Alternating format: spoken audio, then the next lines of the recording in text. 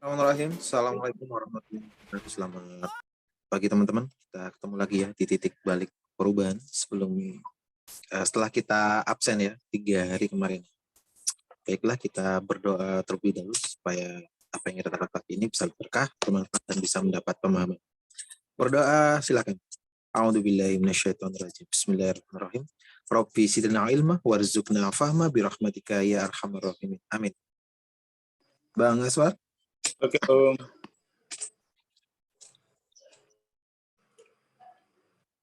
Oke ya, Bismillahirrahmanirrahim. Assalamualaikum warahmatullahi wabarakatuh. Selamat pagi ya. Kita lanjutkan kembali ini obrolan rutin kita ya tiap pagi.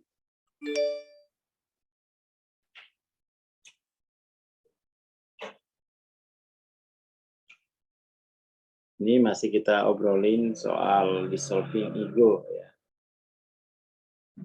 Dissolving ego.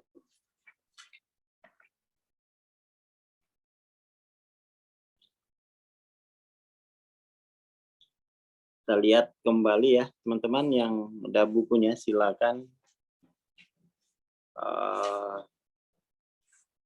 dilihat ya.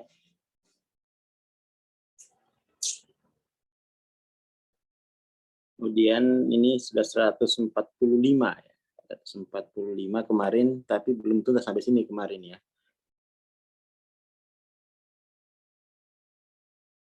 (144) berarti di bukunya itu tambah 2, berarti 146.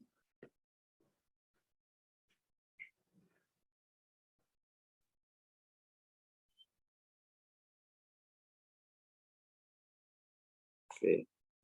Kita lanjutin.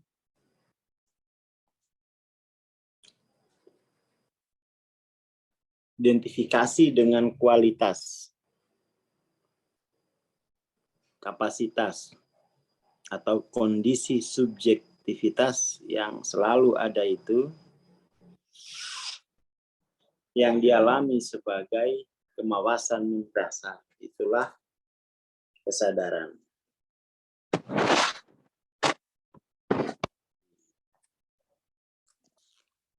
Identifikasi diri berdasarkan kualitas, kapasitas. Ini itu kemudian yang membedakan antara cara penyelesaian masalah. Cara penyelesaian masalah antara paradigma linear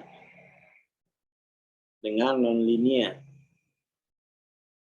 Penyelesaian masalah dari kesadaran dualitas dan kesadaran non-dualitas. Kalau linear, masalah itu identifikasi secara objektif,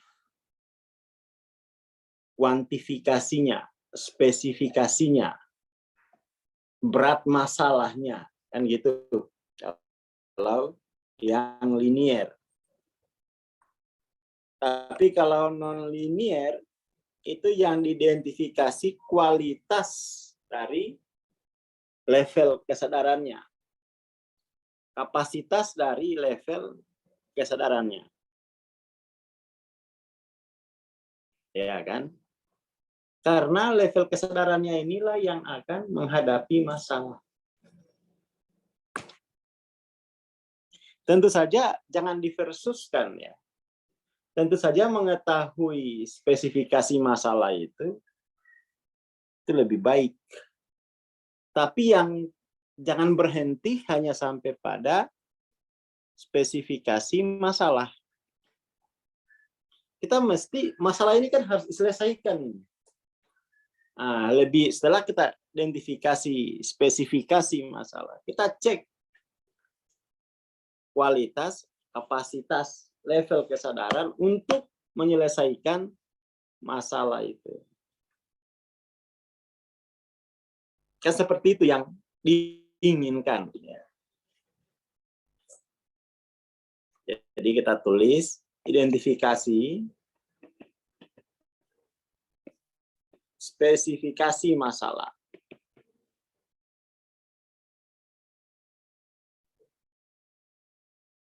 Kuantitas.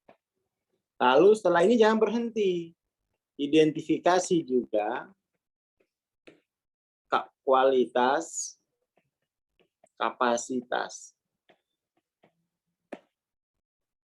Untuk melampaui masalah ini. Punya kapasitas itu enggak sih? Jangan-jangan tuh level kesadarannya justru memperparah masalah. Karena kualitasnya lebih tinggi masalahnya daripada level kesadaran. Sama kan misalnya tukang kuli bangunan disuruh bikin gedung 5 tingkat. Ya bingung dia.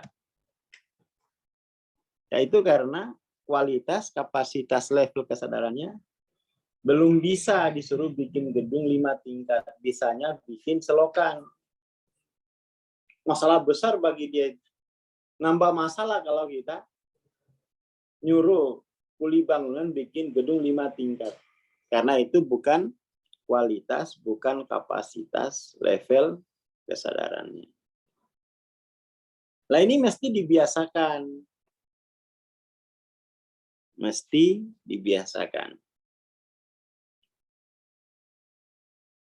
Jadi identifikasi dengan kesadaran itu bukan tentang who, tapi tentang what. Itulah rute langsung menuju keilahian. Makanya kemudian itu ya seperti kemarin ya, tanggal 8 kemarin, acara apa itu di UNY, saya mendefinisikan zikir itu sebagai proses identifikasi kualitas daripada kesadaran, bukan kemudian itu menjadi doktrin. Ya, tidak hanya sebatas doktrin teologis la ilaha illallah itu, tetapi itu adalah prinsip untuk mengidentifikasi apa. Nah, ini langsung akhirnya langsung menuju ilallah. Kan kayak gitu. Jadi ya tapi ini perlu diilmui.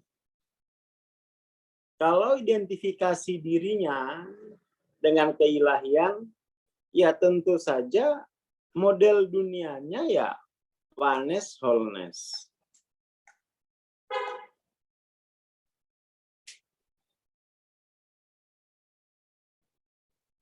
Tapi kalau identifikasi dirinya dengan S kecil, ini artinya sebuah posisionalitas. Posisionalitas. Ya, maka kemudian itu posisionalitas menciptakan dualitas. Posisionalitas menciptakan dualitas, lalu pada akhirnya model dunianya pasti material, alam tampak. Model dunianya pasti alam tampak. Lah kalau jiwa itu hanya mengalami model dunia,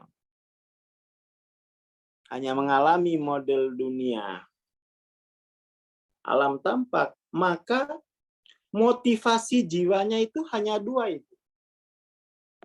Motivasi jiwa itu hanya 2. Yang pertama itu pasti having. Yang kedua pasti doing. Ini motivasi jiwa di alam tampak, nggak usah diilas-ilaskan. Ya, kalau posisionalitas tuh nggak usah ada kamus ikhlas sabar tuh nggak ada. Itu kan kualitas spiritual kan. Jangan ditempelin di sini, itu malah nanti malah nggak jelas gitu. Alangkah jelas, jangan ditempel gitu. Kita ini kan kadang-kadang itu ya antara bahasa, jadi bahasa itu tidak mewakili ekspresi jiwa. Akhirnya jiwanya itu ya tertutupi oleh bahasa. Mestinya kan bahasa itu ya ekspresi jiwa gitu. Itu yang paling pokok ya. Dan ini buku Dissolving Ego ini udah mau habis. Jangan sampai judulnya aja Anda mengerti. Nah, ini diulangi di sini ya. Dan kita tidak memversuskan antara alam tampak dengan alam tak tampak. Enggak. Pandangan alamnya itu oneness, wholeness. Tidak ada versusnya. Juga tidak perlu integrasi. Wong itu ya memang nyata kok. Tidak perlu integrasian. Integrasi hanya bagi yang pernah terpisah. Kan begitu. Kalau yang pernah terpisah, solusinya bukan integrasi, tapi transendensi. Mestinya tidak perlu ada isu integrasi. Transendensikan saja, maka ya kenyataan itu nampak apa adanya. Nggak usah neko-neko, kata orang di kampung. Nggak usah neko-neko. Nah, kita ini kan neko-neko ini. Dan itu seolah-olah keren kalau neko-neko itu ya. Seolah-olah keren. Jadi dari apa? Ya, tapi kalau mau coba integrasi ya silakan saja. Tapi itu apa ya? Integrasi tanpa transendensi itu berbahaya. Integrasi tanpa transendensi itu berbahaya. Itu kalau dalam salah satu literatur yang saya baca itu gejala kejiwaan yang disebut psikolisis gitu. Psikolisis. Itu kalau secara filosofis namanya kebutaan paradigma. Kebutaan paradigma. Gejala psikolisis kalau secara psikologi. Misalnya begini, ya, misalnya kita sudah memisahkan jadi misalnya gini, nasi sudah jadi bubur, ya kan? Nasi sudah jadi bubur. Biar jadi nasi kita tambahin nasi, tetap saja nggak bisa bercampur gitu kan? Jadi atau misalnya H2O sudah pisahin hidrogen dan oksigennya, kan nggak bisa ditambahin begitu saja gitu. Dia harus mengalami proses transendensi karena keutuhan itu hanya terjadi dalam keadaan transenden. Jadi kalau nggak transenden, pasti dia dikotomis. Itu sifat kenyataan seperti itu. Jadi sebenarnya adanya integrasi, nggak ada integrasi itu, wong itu hanya terjadi pada jiwa yang mengambil posisionalitas. Keterpisahan itu, dikotomis itu tidak terjadi pada jiwa yang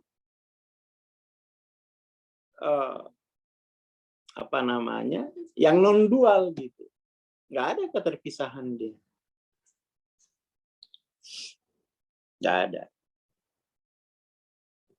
Nah, ini ya karena ceramah begitu, tadi pagi dapat konfirmasi lagi dari UNY ya, tanggal 14 apa itu dia diundang untuk memberikan apa itu ya? Kuliah ke mahasiswa. Ya. Ya kan. Dosen tamu lumayan. Ya, kadang-kadang itu ya kampus tuh isunya integrasi loh. Nggak usah integrasi aslinya. Transendensi aja, maka kemudian itu tampak. Kalau sudah transenden nggak perlu integrasi. yang ada itu proses interdisiplin. Interdisiplin. Otomatis. Jadi proses interdisiplin. Kayak itu ya. Dan ini mestinya kita yang kita yang mempelajari spiritualitas harus ngerti, harus bersuara gitu ya. Harus bersuara. Kayak kemarin tuh di acara UNY itu, salah satu pembicaranya adalah Profesor Robert Frager, mursyid tarekat Halwatiyah. Beliau punya basic psikologi yang luar biasa. Beliau punya kampus transpersonal, mungkin pertama di dunia tuh ya, kampus transpersonal. Sophia Institute University sekarang. Bilangnya adem banget dengarnya, tapi mungkin bagi yang lain tidak nyaman. Psikoterapi, ya, psikoterapi, konseling, mindfulness, tidak terhubung dengan Allah yang tidak ada hasilnya gitu. Ini yang ngomong profesor psikologi. Nah, yang ngomong kita nggak ada yang percaya, pret lah, pasti dia nggak bisa psikoterapi, konseling, mindfulness. Ini yang ngomong guru besar ilmu jiwa. Guru besar ilmu jiwa, punya kampus sendiri, ngomong gitu toh. Kalau saya yang kuliah psikologi langsung nggak, udahlah, mendingan masuk tarekat, tulisnya kayak gitu. Lah ya kan, psikoterapi, konseling, mindfulness, ya itu kalau tidak punya basic mengakar pada ilallah ya enggak ada artinya. Lah mendingan masuk tarekat nih gitu. Sisa naik wes. Langsung dapat sanad ilallah kan gitu. Dulu tak pikir, oh rame ini orang psikologi ini pada protes nih, jangan pembicara yang ini lagi lah. Bikin down. Bikin down ini. Tak pikirnya gitu. Nah, ya itu ya.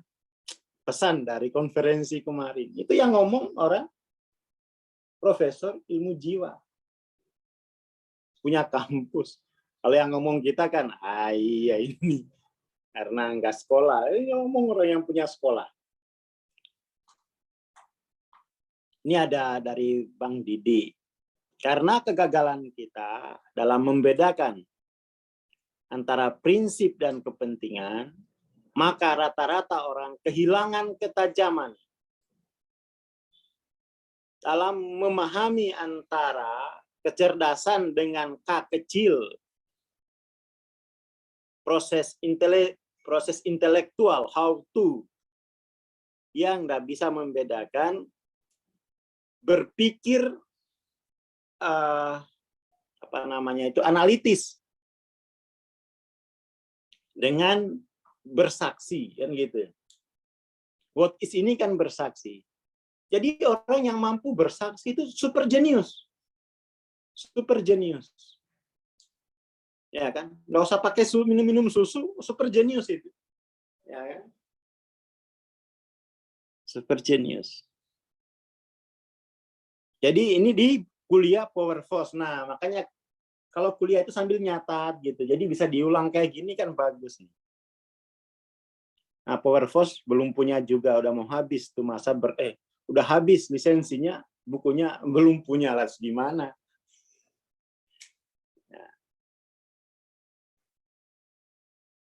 Nah, ini ada permintaan dari sponsor, Mas Camim. Mohon bantuan like, comment, and share agar lebih banyak lagi yang melek. Ya, bagus. Kita ini memang seperti kemarin yang saya sampaikan, saya ceritain di UNY. Bahwa orang kita ini, yang saya hadapi dalam pengalaman saya, orang itu tahu-tahu datang bawa masalah. Ya kan, tahu-tahu bawa masalah. Dan kepinginnya itu masalah itu langsung selesai gitu. Nah, hal semacam itu ya itu paradigma orang awam tuh begitu. Mereka tidak bertanya kenapa ada masalah ini. Ya kan, kenapa tiba-tiba aku bermasalah? Mereka maunya aku nggak mau punya masalah ya kan. Hal-hal semacam ini memang ini harus diberantas ya. Praktek perdukunan dicampur-campur dengan agama. Ini karena ketidaktahuan kita pada hal yang paling penting. Jadi orang itu kemudian tidak mau lagi berpikir tentang masalah, tetapi saya tidak mau masalah. Ada penolakannya. Makanya ini yang dibutuhkan Indonesia ini adalah sebenarnya paradigma. Ya, masyarakat ini dibekali paradigma. Paradigma dalam melihat masalah. Bukan paradigma untuk menyelesaikan masalah. Jangan dulu ke penyelesaiannya gitu. Tapi apa intinya masalah itu? Nah, kita ini selalu ngiler kalau lihat solusi instan. Saya nggak pernah mau apa solusi instan. Itu pasti tidak dalam gitu. Saya ingin tahu kenapa terjadi masalah, kan begitu. Tapi kita berpikirnya adalah saya mau solusi dari masalah. Ntar dulu. Gitu. Maka kemudian tuh saya orang mesti tahu gitu ya. Orang mesti diberi asumsi filosofis. Manusia itu apa, masalah itu apa. Kan mestinya begitu. Jangan langsung minta selesaikan masalahku loh. Memang apa masalahmu? Kan dia harus tahu. Nah, ketika dia diberi asumsi filosofis, orang Indonesia itu ya kebanyakan maido, teori. Padahal ini untuk mulai bergerak ke penyelesaian masalah itu lewat asumsi filosofis. Karena dia menolak asumsi filosofis, akhirnya ya jadi mainannya orang-orang yang jahil itu. Orang-orang yang usil, ya kan? Mainannya para dukun, oknum dukun ya. Entar dituntut sama ini lagi pengacaranya dukun, semuanya dituntut. Hanya gara-gara kita nggak ngucapin oknum. Ya, bagus juga sih. Memang harus tertib ya. Jadi kita lebih senang dipermainkan daripada memahami kedalaman. Gitu. Masa kok sudah 20 tahun nggak bisa nyelesain satu masalah. Padahal masalah itu sudah dialami dari kecil. Ya karena nggak punya pandangan filosofis. Nggak punya kacamata filosofis dalam memahami apa yang terjadi. Jadi telah terjadi pendangkalan pada jiwa manusia. Jadi telah terjadi pendangkalan. Dan ini juga industri pengembangan diri Indonesia berpartisipasi memproduksi kedangkalan. Ya kan? Berpartisipasi. Tidak semua tentu oknum. Ya. Tapi ini kita harus katakan, kita selalu dimulai dari contoh. Kan gitu. Contoh. Akhirnya kita satu bangsa ini kehilangan ketajaman, kehilangan kedalaman, memahami kecerdasan dan kecerdasan. Memahami kecerdasan K kecil dengan kecerdasan K besar gitu ya. Ya ini harus kita dobrak begitu ya. Harus kita dobrak. Jadi kita mesti kuat ini filosofisnya. Kalau kita mau membangun bangsa ini, kita mesti setelah transendensi, bangun filosofis transenden itu. Sajikan itu sebagai sebuah filosofis. Nggak bisa hanya do and don't, itu nggak bisa. Nggak bisa. Filosofis ini akar. Akar dari kecerdasan gitu. Jadi setelah transenden, nah kita mesti bangunnya itu kayak gini membangunnya. Nah, membangunnya itu dari bawah, fondasinya harus kokoh. Bangunnya sini dulu. Di sini yang dibutuhkan itu proses transendensi. Setelah transendensi, lalu kemudian kenyataan itu kan menjadi tampak. Lalu kita bangun paradigma. Jadi harus ada paradigmanya. Nah, paradigma ini atau filosofis ini adalah akar dari emosi kita. Akar dari motivasi. Ya kan? Akar dari motivasi. Jadi kalau kita aspek filosofisnya itu tidak mengakar, pasti motivasi kita itu adalah dari luar. Nah, bucin akhirnya tuh. Karena kenapa? Dia namanya psikologis itu, motivasi itu mengakar pada pandangan dunia. Pandangan dunia itu konsekuensi dari level kesadaran. Jadi jangan meremehkan filosofis. Kenapa? Itu tempat mengakarnya motivasi. Tempat mengakarnya motivasi. Motivasi individu lama-lama menjadi motivasi kolektif. Jadi sosial itu. Ya kan? Lalu kemudian menjadi kebudayaan. Ya kan? Lalu menjadi kebudayaan.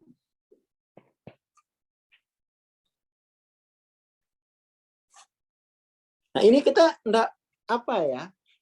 Masyarakat kita itu selalu menghindari filosofis. Alasannya bikin botak kepala lah. Kalau baca yang berbau filosofis katanya botak kepala aku nanti.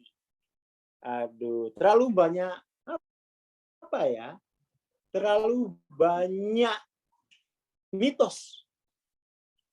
Oh, Bang Aswar, saya bukan tipe otak yang mampu berfilosofis. Saya tipenya, enggak ada tipe-tipe begitu.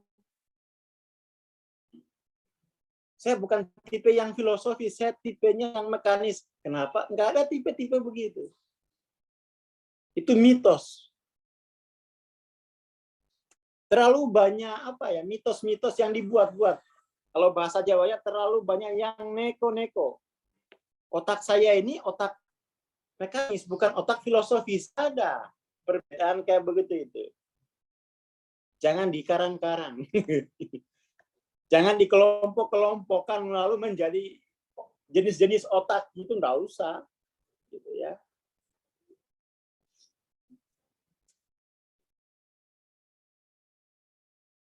Jadi ini kita terlalu banyak mempercayai mitos. Saya tipenya ini Bang Aswar. Lu nggak usah tipe-tipean gitu. Mulai karena kita melihatnya dari sini gitu. Masa ya Tuhan ini keilahian ini tipenya tipe mesin. Ya kan? Jadi jangan mengukur manusia dari bagian-bagiannya. Ukur manusia dari akar kediriannya. Maka nggak perlu tipe-tipe itu. Jangan mengukur diri dari misalnya orang, aku golongan darah A. Iya, itu kan darah, bukan kamu gitu kan. Dia kemudian tuh pengukuran itu dijadikan akar kediriannya. Jangan. Jadi dengan di sini ya di fase pertama kita dalam belajar itu adalah fase transendensi. Lalu kemudian fase kedua adalah kesadaran transenden ini diabstraksikan menjadi paradigma transenden. Paradigma transenden itu kemudian menjadi motivasi. Motivasi individu lalu menjadi motivasi budaya. Nah, sekarang kita tiba-tiba ini mengeluh dengan budaya material. Kamu enggak pernah transendensi kok. Aduh, anak saya kecanduan game lah. Ya itu namanya mekanis dari paradigma material. Gara-gara kita tidak mau transenden. Ya kan? Nah ini, hasil mewakili kepentingan, proses mewakili prinsip. Jadi orang mesti diajarin prinsip. Diajarin proses. Kenapa terbentuk masalah itu? Kamu harus tahu prosesnya. Percuma kasihkan solusi kalau proses itu masih diulangi lagi gitu loh. Ya kan? Nah ini mungkin karena ada kuliah ini, nah dipanggil lagi. Lanjutin ini. Kemarin kan nggak selesai ya. Terlalu panjang katanya. Iya, ini ceritanya apa? Menghadapi masyarakat kita ini loh. Menghadapi masyarakat kita ini kan beda dengan masyarakat barat yang memang dia sudah 400-an, kita ini kan belum cukup gitu. Jadi mesti kita mengembangkan sebuah keilmuan untuk masyarakat kita gitu. Ya kan, untuk masyarakat kita. Kita harus bikin sendiri. Nggak bisa kita samakan fase perkembangannya dengan masyarakat barat. Oh di sana ya apa namanya, udah 400, di sini 200 belum. Tapi yang kita pelajari adalah ilmu-ilmu yang berangkat dari yang mengakar dari masyarakat barat. Ya kita bego itu jadinya. Kita nggak melihat kenyataan itu loh. Kok nggak ada gitu ya. Itu seperti cerita saya tes tes ngambil SIM. Bingung jiwaku. Perasaan di jalanku di kampung nggak, jalan-jalan yang saya lalui nggak ada kayak begininya. Jadi layarnya itu banyak gedung-gedung tingkat loh. Jalan yang saya lalui banyak gunung-gunungnya ya. Aku langsung protes, ini antara pengalamanku dengan simulasinya nggak cocok. Jadi harusnya programnya itu punya muatan lokal. punya muatan lokal kan. Di kampung saya nggak ada rambu-rambu kayak gini. Ya nggak tahu aku. Jalannya itu nggak kayak begini, lurus, saya nggak ada lampu merahnya. Nah di kampung mana ada lampu merah. Berhenti itu kalau ada sapi yang lewat. Nah, dikasih simulasi tes yang punya lampu merahnya, lo nggak ada. Coba lihat di kampung tuh nggak ada. Akhirnya hasil tes SIM-ku ya 0. Nah aku nggak ngerti.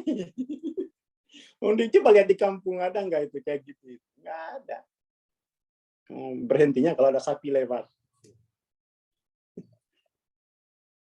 Itu tuh kadang-kadang kita akhirnya merasa bodoh itu karena memang itu bukan nature kita gitu loh.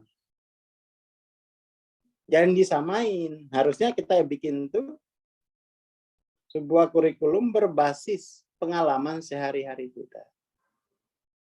Ini kritik kepada guru-guru, itu diajarkan berdasarkan pengalaman senyatanya. Pengalaman senyatanya.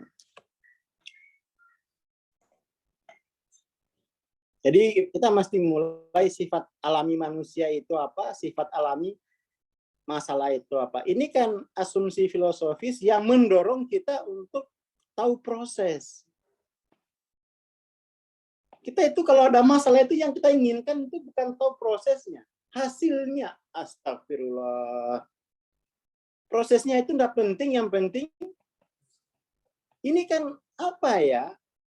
Dogma ini mengakar di Indonesia. Jadi ada pendangkalan secara kebudayaan kita itu. Ada keengganan dari kebudayaan kita untuk menjalani proses. Ya kan? Dikit-dikit ekspor. Kan di ekonomi begitu. Dikit-dikit ekspor. Kalau dia tahu proses, dikit-dikit impor. Jadi ada pendangkalan, dan ini harus dihentikan proses pendangkalan secara psikologis, lalu secara sosial, dengan cara kita transendensi, udah. Makanya ini kita transendensi, lalu bikin filosofis yang menunjang motivasi untuk produktif. Sekarang kan kita motivasinya ini konsumtif. Sosiologisnya ya pansos-pansosan, ya kan? Dan itu kita memberi reward, perhatian kepada proses psikologis yang konsumtif, pamer-pameran gitu ya. Yang viralkan itu. Karena memang apa? Itu tidak bisa dihindari. Karena sejak awal sudah keliru. Orang tuanya tidak mengajarkan filosofis ke anak. Hanya mengajarkan ancaman dan hadiah. Ya kan? Para ustadz-ustadz kita hanya mengajarkan agama pada level ancaman dan hadiah. Tidak pada tataran filosofis. Apalagi pada tataran consciousness. Consciousness ini tataran marifat. Mau dibawa kemana ini umat manusia ini? Apalagi ini kan kita baru merayakan, bukan merayakan ya, baru ya merayakan lah ya. Perayaan yang keberapa ini? Maulid Nabi. Nah, lewat Maulid Nabi. Nabi itu bukan kepribadiannya itu bukan yang reaksioner. Ya. Jadi Nabi itu psikologisnya bukan psikologis demo-demo. Reaksioner. Banjir Jakarta itu kan reaksi sudah banjir baru cari bantuan, baru sibuk. Selama 11 bulan kemana sih? Kenapa nggak dipersiapin gitu? Ya kan? Giliran sudah banjir, ya teriak kemana-mana, help me. Itu psikologis reaksioner. Ya kan? Nabi itu dia, ini kita ya, ambil pelajaran dari kelahiran. Nabi itu psikologisnya itu revolusioner. Revolusioner. Bukan reaksioner. Kalau reaksioner itu, kalau bahasa Jawanya gumunan. Ya, gumunan. Itu reaksioner. Ini bahasa Jawanya gumunan. Ini baru kita rayakan ya hari Maulid. Ini cara kita merayakannya dengan kuliah filosofis. Bahwa Nabi itu psikologisnya bukan psikologi reaksioner, tetapi revolusioner. Dari mana kekuatan itu? Dari kesadarannya, dari marifatnya. Ya kan? Maka kemudian tuh kita harus mengembangkan filosofis paradigma profetik, paradigma transenden.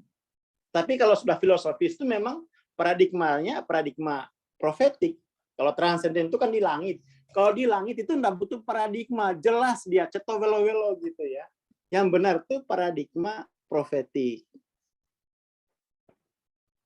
Kalau paradigma transenden, ngopo kok Tuhan pakai paradigma? Wong jelas kok. Sudah jelas semua kan. Nah, paradigma profetik. Jadi transenden itu mesti menjadi paradigma profetik. Sudah turun ke level manusiaan.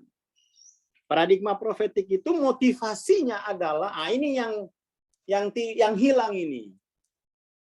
Motivasi dari paradigma profetik adalah wanes. Yang itu sering kita dengar, bekerjalah seolah-olah engkau akan hidup 1000 tahun, beribadalah seolah-olah besok nggak bisa ikut TBP lagi.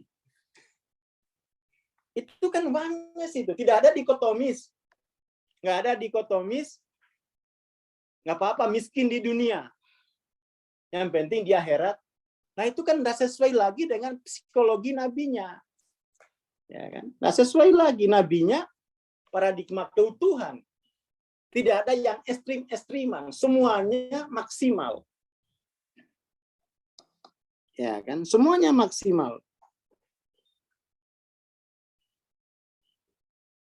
Nah ini apa ya? Mari kita ada masalah besar gitu ya. Ada masalah besar di bangsa kita dan itu ya apa ya? Acara Maulid itu ya kenduren tetap harus lebih banyak lagi kendurennya, selawatannya lebih banyak lagi. Tetapi jangan lupa bahwa spirit Maulid itu harus menjadi ruh dari peradaban. Nah, itu kan penting. Spirit Maulid harus menjadi ruh dari peradaban. Bukan kemudian kita kenduren di pondok, habis itu malas lagi. Habis itu kita di PHK. Ya kan, lalu kemudian tuh ya maulidnya itu hanya kayak hajatan gitu kan. Tidak bisa dibawa menjadi ruh dari peradaban. Tidak menjadi ruh dari motivasi jiwa kita. Sampai kita itu tidak lagi mengenali ruh profetik itu, ya muncul obat-obatan ya. Tradisi material ya obat-obatan. Jadi ini kita mesti merayakan Maulid ini, ya kita bawa kan. Kendurannya harus, kalau perlu naik jumlahnya kan. Hadronya ya harus, itu kekayaan budaya kita. Kedalamannya yang perlu ditambah. Jadi kita tidak mengingkari yang sudah ada itu. Kendurennya begitu ya, hadranya gitu ya, harus bagus. Kedalamannya saja kita tambah. Ya kan, kedalamannya. Jadi kita belajar psikologi, filsafat itu ya pas Maulid ini bulan apa namanya? Ya bulan filosofis, ya kan? Hijrah, motivasi, kan begitu, Bu, bayangin. Maulid kita jadikan sebagai momentum untuk transformasi budaya. Kan lebih dalam ya. Kenduriannya harus tetap ada. Karena habis ceramah ini kan makan ini. Ya kan? Makan. Seperti itu ya. Hadranya harus. Tapi jangan berhenti di situ. Jangan berhenti di situ. Lanjutkan kedalamannya. Nah, pagi ini kita, dan sebenarnya psikologis kenabian itu kan nggak ada psikologis kenabian yang gumunan gitu ya. Revolusioner semua psikologis kenabian itu. Nggak ada yang materialis, revolusioner. Revolusioner itu adalah kalau masyarakatnya materialis, dia sempurnakan dengan spiritual. Kalau masyarakatnya itu juga memisahkan antara spiritual dan material, juga dia sempurnakan. Itu masyarakat revolusioner. Nggak gumunan gitu. Tidak gumunan, tidak larutan. Tidak gampang larut. Dia punya eksistensi, dia punya ciri. Itu paradigma revolusioner itu, dia punya karakter. Mewarnai. Ya kan? Mewarnai. Tidak diwarnai. Jadi kita nggak usah soal motivasi personal maupun sosial, ya kita ini sudah punya momentumnya. Sudah punya momentumnya. Jadi mari kita sambut, kita rayakan bulan Maulid ini, kenduren, hadrah, ya. Motivasinya, nah, kenduren hadrah itu kan di sini.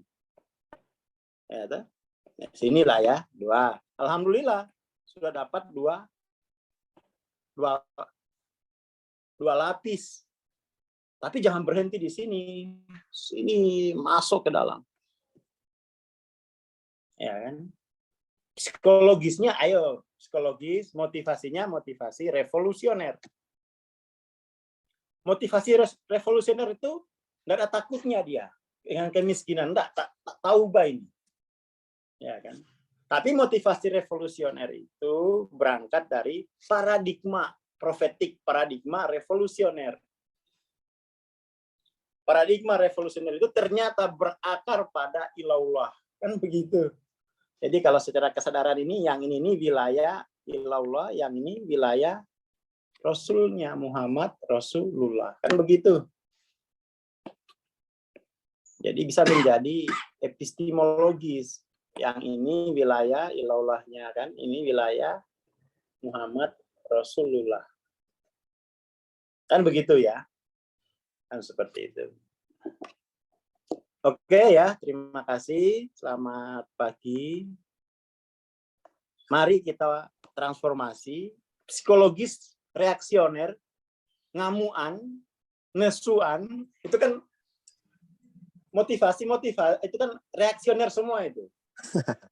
Ngamuan, nesuan, kagetan, apalagi Gondoan. gondoan gitu kan. Nesuan itu kan psikologi reaksioner.